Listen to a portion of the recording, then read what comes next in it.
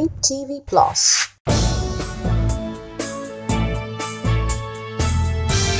It's morning news on Flip TV Plus. Here are the headlines. Abayomi gets second chance as Sanwo-Olu sends new nominee list. Tinubu not worried about Tribunal's outcome, says presidency. DSS uncovers plot to stage violent protests in Nigeria. NLC insists on strike despite federal government's plea. Nigerian bankers to join NLC strike. Police arrest officer accused of assaulting lady. Now the news.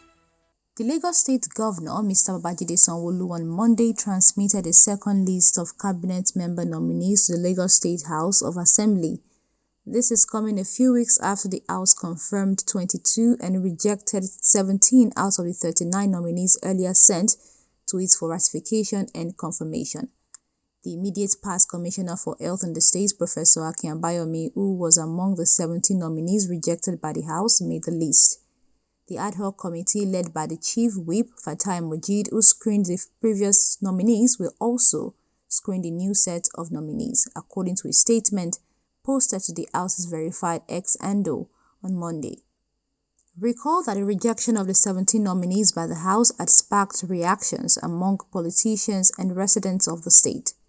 So, if anybody is interested to know why we have taken such decision, they should approach the House. And, the House as a body restrain itself from exposing what we discover during the screening exercise. So we are not going to be forced to spill, but we need to caution.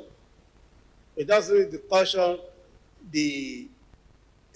I know I've said word, but now say pen, that they should be cautioned in using their pen for the people that have paid them to write whatever they like. We are not going to be threatened. And the civil society organizations that are threatening to protest, you can protest, it's your constitutional right. But don't think you are going to intimidate me or the House. We are not going to be intimidated. We have said no, and we have said no. If there's any reason for us to revise our decision, if there is, and it is germane and convincing, maybe we may, but not by threats. Meanwhile, ahead of the Wednesday's judgment to be delivered by the Presidential Election Petition Court, the presidency says that President Bola Tinubu is not worried about the outcome of the court. According to Ngelale, the president sees no need to threaten judicial officers, saying that the judiciary is in the best position to make independent decisions based on the merits of the case before it. The tribunal's judgment will be delivered while the president is away in New Delhi, India, for the G20 Leaders Summit. Early on Monday, the Registrar of the Court of Appeal, Huma Bangari, said the tribunal will deliver its judgment on the cases before it challenging the victory of Tinubu, the then candidate of the All Progressives Congress (APC), in the February 25, 2023 poll. The court also said the proceedings will be open to live broadcasts by interested television stations. Tinubu's election is being challenged by Peter Obi of the Labour Party, Atiku Abubakar of the People's Democratic Party, as well as the Allied People's Movement.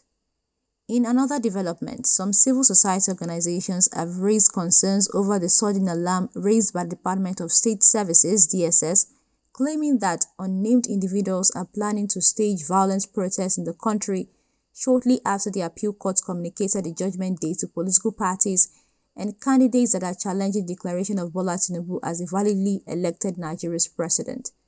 The CSOs, namely the International Society for Civil Liberties and Rule of Law, the Civil Liberties Organization, and the Southeast Coalition of Human Rights and Democracy Organizations, in a joint press statement described the alarm as nothing short of a case of leakage and confirmed that the Presidential Election Petition Tribunal would dismiss the petitions filed by opposition parties challenging the election of Tinubu on technical grounds.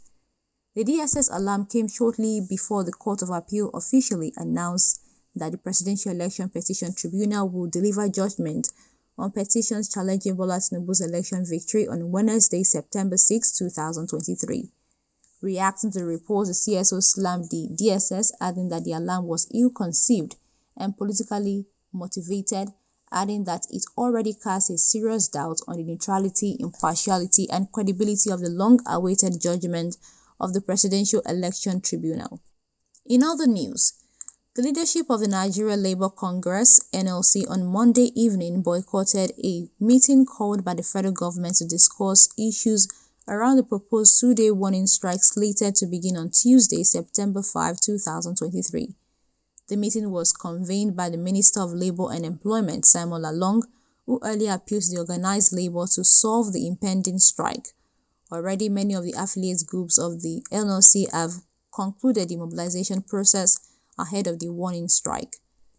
14 working days or 21 days from today until steps are taken by the government to address the excruciating mass suffering. The leadership of the Trade Union Congress (TUC), led by its national president Festus Osifo, however, attended a closed-door meeting with the federal government.